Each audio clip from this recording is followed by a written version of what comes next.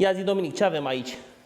Dominic care după nici 5 ședințe reușește să împingă în picioare super bine, să facă o tură de mers aproape singur.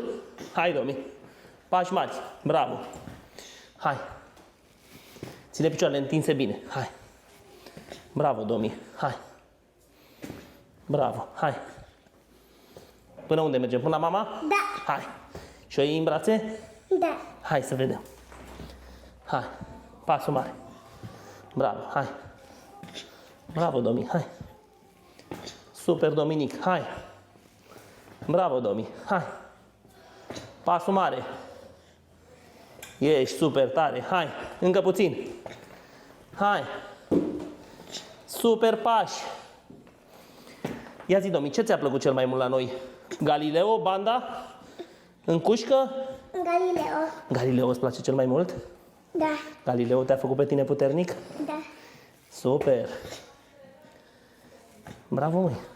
Și că până la mama, dar mama a fugit. Unde-i mama? Bravo.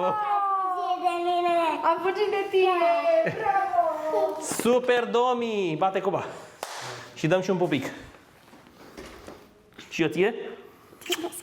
Și eu te iubesc. Felicitări.